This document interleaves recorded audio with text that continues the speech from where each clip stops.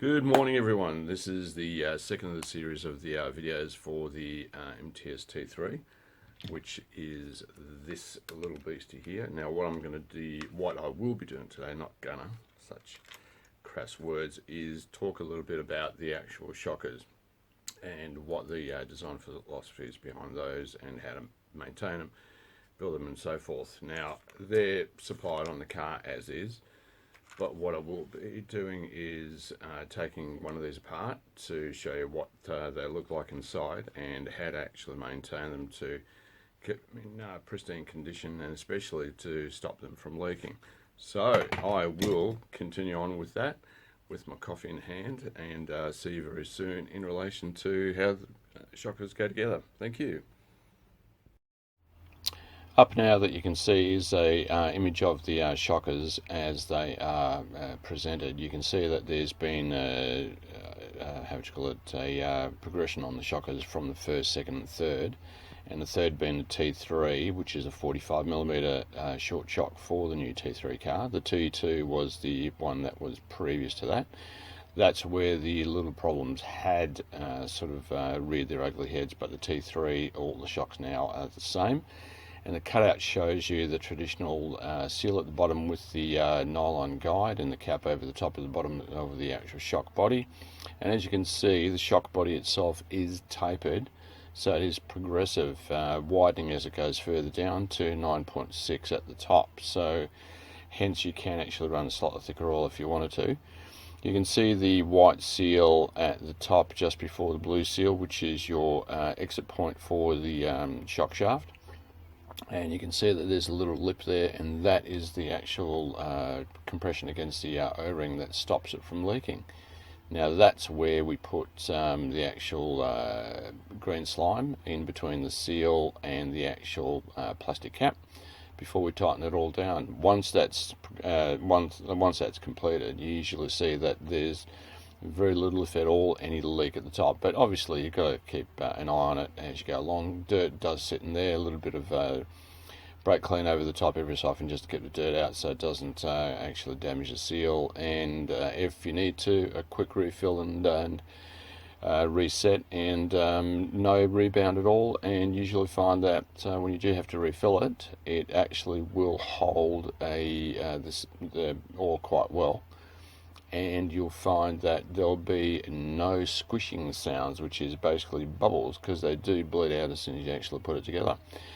And on to the video. Thanks very much, guys. Good morning. Right, this is the second part of the video series. This will encompass the actual maintenance building of these little shock absorbers, which are piston through. Unlike a traditional shock absorber where they have a blade wrap at the top end, these actually don't. The piston rod itself travels all the way through, literally to the top and out through the actual top of the cap itself on the actual shock absorber. The piston on these, they are super short short stroke, but the actual piston sits halfway on the actual piston rod itself in the actual casing. Now I'll take this apart to show you, and I'll use good old Worth to give it a clean as well. And you see, this is how they get supplied out of the actual factory, which is pretty good. They're a full alloy shock, alloy base, not plastic, so that's it there. There's two versions, there's two actual heights for these. There's a lower version, which drops the actual the actual seat on this is a lot lower by about 3mm, so it drops the spring a lot further, which is good if you're trying to place or play with different type of springs. That's the original gold spring out of the actual car itself. Threaded balls for the bottom of the shock onto studs. The studs can be actually secured to the bottom arm, which has a alloy pickup with a bit of thread lock, so they stay on the shock all the time, and you just undo it from here. Traditional nylon guide with seal underneath there. The actual the seat adjuster is full alloy with the O-ring in the middle to actually stop it from rotating too easy. I'll pop it open. You can see the actual, you might not see, but there's an O-ring just inside there that allows that to grip nicely. so it doesn't move. A bit of a clean. Now with these, they don't have a seat because they do have a plastic, washer at the top here, where the actual cap hooks up onto the actual body itself. So to actually secure these, and they will not spin out that easy, you use your shock pliers. Now this will not damage the thread. I've done this so many times, but we basically tighten it on this, and with the help of as he goes and tries to get his hands onto one, on a driver, with the piston pull all the way through, we nip it up so it actually can't come loose on the actual car by just tightening up a little bit by putting the driver through the holes. So when you look at these, they've got the hole there where it's just machined, so you can actually put a driver through to nip it up nice and tight. That little hole that's right there. Okay. I'll show you how that goes onto the car in a minute, but to take them off, same deal. Gently hold it into that. You can hold it there or hold it on the larger one, it doesn't really matter. I usually put that through and just gently just pull it open. Okay, here we go.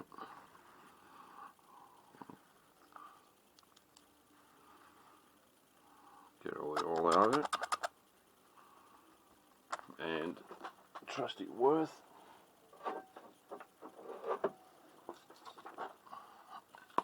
I should just have to get the Worth. Now it's there. Give it a clean. Doesn't do any harm. Use this all the time.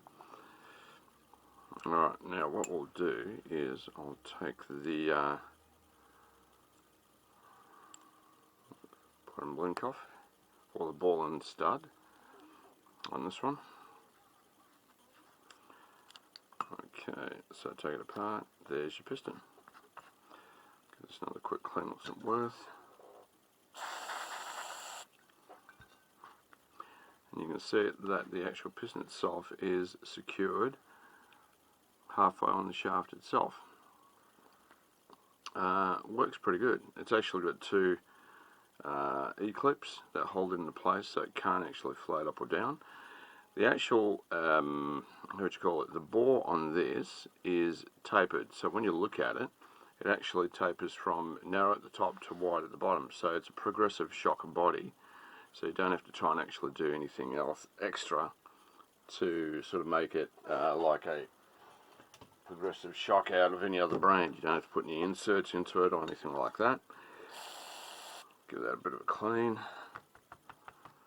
Done. Now I won't bother taking that off at the bottom there because that's only just the standardised O-ring and then the actual guide to hold that in place. But what's inside here is good to know. I'll get myself a knife, bear with me. Okay, easy way to take this out, I'll just move it around a little bit. There's your cap. Give that a clean. Now the cap itself it's flat on one side, which actually sits piston way, and then the other side, it's got a tiny, I don't know if you're going to be able to see it, but there's a tiny raised section here. I'm not sure if you can actually see it on the video because it's actually quite minute. It's got a raised section there, which actually that sits against the seal on the inside of the cap itself, which you can see there. Whoop. You can see the seal there. Okay, that's the actual seal inside there. Okay, and that is pressed hard against the top of the actual cap itself to squish down a little bit on the actual shaft as it goes through the top. Now with this, the best way we've found to give this the non-leaking scenario, which is common with these from when they were first made. They were, got to be honest, they were pretty bad. They leaked like a sieve, which was the biggest problem. But granted, R.A.B and Andy and the guys in the warehouse and facility worked out that these have a seal sitting inside this. that was supposed to seal it, but it never actually worked. It was a bit of a problem issue. So what they did is they redesigned the cap, or the plastic guide, to go into there to press harder against this, and alloy straight to alloy, and this top edge to the inside edge of that actually locks up quite nicely, so it can't move. They've done a really good job on that one. Now, how we put these together and make sure that they don't leak is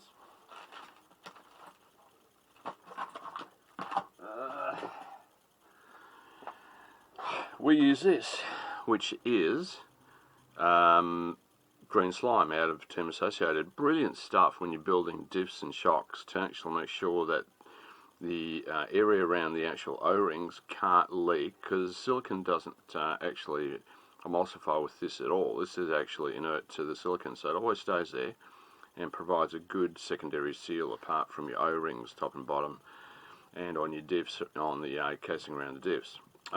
Goes by different names, pixie snot and all that type of stuff. That's something that's made up. But what we do with this, get a bit onto the end. I wonder what this fluffy stuff is. Yeah. All we do is put a little bit of this onto the actual inside where the seal sits.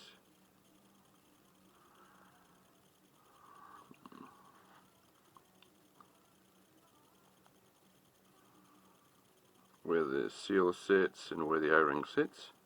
Doesn't matter how much you use. Doesn't do any harm at all, which is the best part of it. Drop that back into there.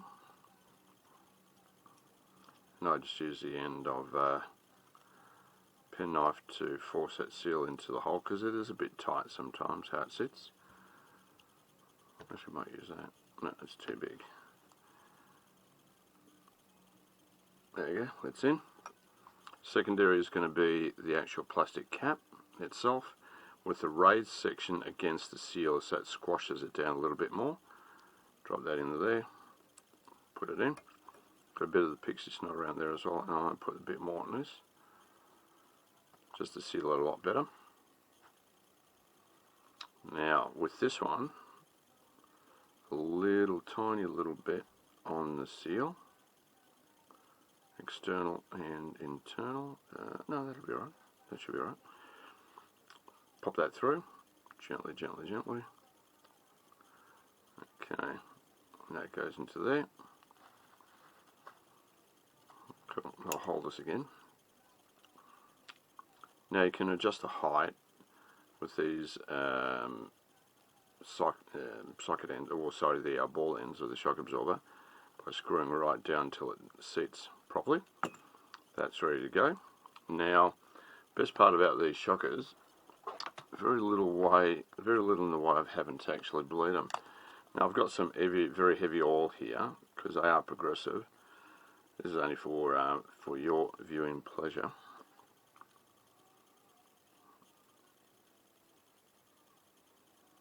Let a couple of bubbles come up.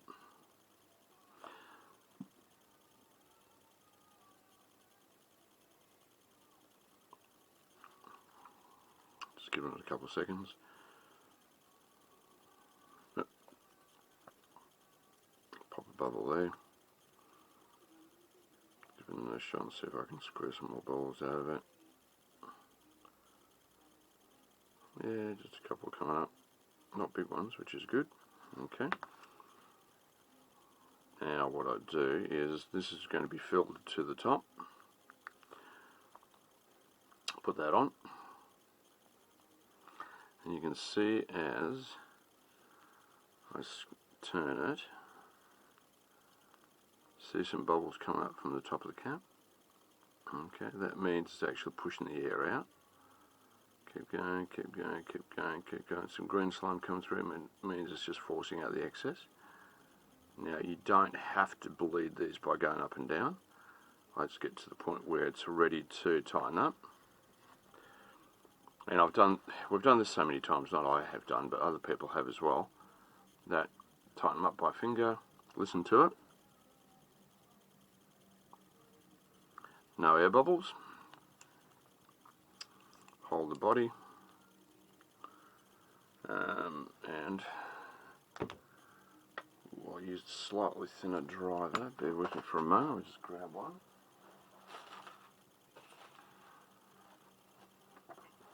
Back again with the driver. Looks archaic, but it works well. Hold it down at the base of the body. You can actually hold it down right at the base where it meets the base O-ring, and then just literally just nip it up like that. That's it. That now will not undo, which is the best part of it. That's now sealed. Clean off the excess of the green slime that's come through. Listen to it. No air. All done. That's how good these shockers are. There's a little bit of understanding on how they work, but they are spot on, and the stroke is a lot more than what you get out of a standard short shock. You actually have quite a fair bit of movement. You can adjust the distance between the actual ball and the bottom of the shock by using your tool as a guide, or measure it to actually give you correct length. The actual seat itself, for the spring, there's two versions. There's the standard one, and then there's the lower version, which for longer shocks it actually works quite well. So longer springs I should say, not shocks, because there are some springs that are a bit longer, a bit shorter, and you can adjust it with that base quite easily. So this goes back on. Screw it all the way. And that seat's out. Spring goes on. Pull the spring back.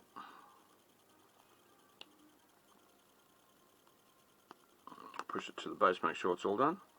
There you go. Got a shock that's actually done. Super smooth, no squishy, no rebound at all, and no air. The air is, I can't explain it. I don't have this much technical knowledge why it works, but you just let the bubbles come out. You make sure that there's no bubbles in it, or minimal. But when you put your cap on, it seems that it actually pushes all the air bubbles out through the bleed hole when you're putting it together.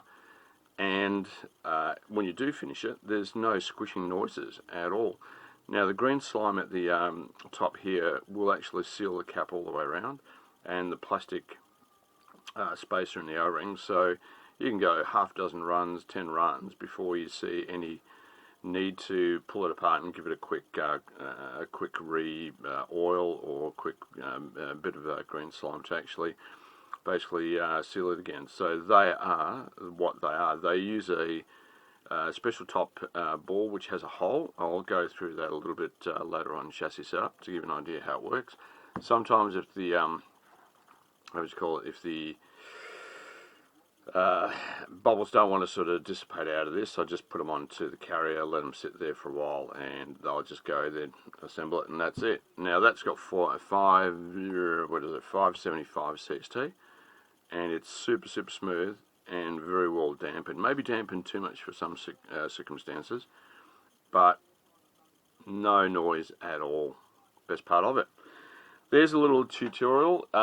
If you have any questions, if anyone has any questions on any more other aspects of these shock absorbers, maintenance, cleaning or otherwise, just send us comments through on the video, subscribe. More videos coming up as soon as I can put them together. The more information the better. If you have any tips that you have figured out on these that benefit you, put the tip down in the comments on the video, and we'll talk more as we go on with more introductions on the actual car itself. Thanks very much for your time. All thumbs up. Subscribe down the bottom. Send us comments and tell us what you think. Thanks very much for your time. Greatly appreciated. Take care. Crazy times. COVID-19.